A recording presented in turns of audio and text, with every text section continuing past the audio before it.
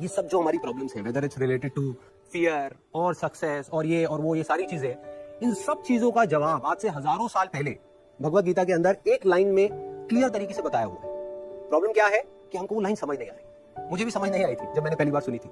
वो लाइन क्या है आप सबको पता होगा कि कर्म किए जा फल की इच्छा मत कर। जब मैंने पहली बार इसको सुना, मैंने कहा यार कर्म किए जा फल की इच्छा मत कर, इसका मतलब तो यही हुआ ना कि ये तो बकवास है। क्योंकि आज के टाइम में अगर हम देखें अपने आसपास में तो उसका एग्जैक्ट ऑपोजिट हो रहा है। सबसे ज्यादा मेहनत कौन कर रहा है? एक रिक्शे वाला कर रहा है कि नहीं? और उसको क्या फल मिल रहा है? कुछ भी नहीं। और ऐसे बहुत सारे लोग हैं जो बहुत मेहनत कर रहे हैं, उनको रिजल्ट कुछ भी नहीं मिल रहा। तो खेल है क्या? खेल क्या है कि हम इसको बारीकी से समझ नहीं पाए। मैं भी समझ नहीं पाया था। फिर जब इसके ऊपर एक एक वर्ड को इसको पकड़ने की कोशिश करी और समझ आया, तब क्लियर होता चला गया कि एग्जैक्टली कर्म करना कैसे है। देखो, कर्म भी सही डायरेक्शन में करना है तभी रिजल्ट आएगा ना। सक्सेस यहां है, आप वहां भागे जा रहे हो। आप कह रहे हो यार मैं तो 10 साल से भाग रहा हूं, अभी तक मेरे को सक्सेस मिली नहीं। तो फंडा क्या है कि डायरेक्शन गलत है, कर्म गलत डायरेक्शन में हो रहे हैं। अगर कर्म सही डायरेक्शन में हो जाए तो प्रॉब्लम सॉल्व।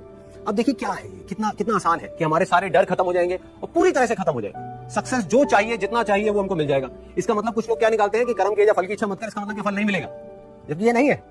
भगवत गीता में जब भगवान श्री कृष्ण उनको अर्जुन को बोल रहे हैं तो किस लिए बोल रहे हैं? लड़ाई को हारने के लिए, लड़ाई को जीतने के लिए? लड़ाई को जीतने के लिए, वो भी एक इतना बड़ा युद्ध, उसको जीतने के लिए बोला गया है, ना कि हारने के लिए। तब देखिए किस तरीके से काम करता है। सबसे पहले देखते हैं कर्म क्या है।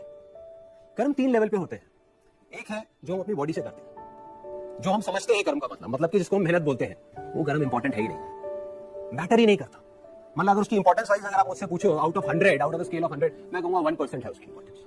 क्या बॉडी से क्या कर रहे हो वो मैटर नहीं करता। फॉर एग्जाम्पल, 2 लोग हैं, 2 लोग एक ही काम कर रहे हैं, एक जैसा काम कर रहे हैं बॉडी से, दोनों ही एक आदमी को मार रहे हैं। एक मार रहा है अपने फायदे के लिए, दूसरा मार रहा है किसी और को बचाने के लिए।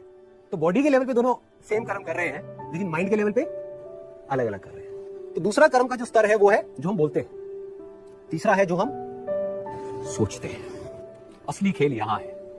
जो आदमी सही सोच नहीं सकता, क्या वो सही बोल सकता है? इम्पॉसिबल। जो सही बोल नहीं सकता वो सही करेगा क्या?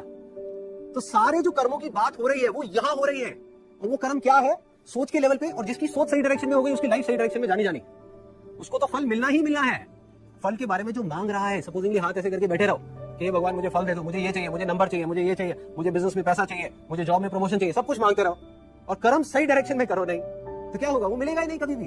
दूसरी तरफ से कुछ मत मांगो, लेकिन कर्म सही डायरेक्शन में करते चले जाओ, तो उतना मिलेगा जितना हम सब में से कोई सपने में भी नहीं सोच सकता। देखो, लाइफ का फंडा पता है क्या है? मेरी लाइफ का एक्सपीरियंस क्या कहता है कि जब तक जो चीज नहीं मिली होती, जब तक सक्सेस की खेल शुरू नहीं होता ना, तब तक तो हमको लग रहा होता है कि यार ये भी हो जाए तो बहुत है, ये भी हो जाए तो बहुत है। एक बार वो खेल शुरू होता है, जब उसका खेल शुरू होता है ना, तो इतना आता है जितना हम सपने में भी नहीं सोच सकते। समझ ही नहीं आता कहां से कैसे आ रहा है।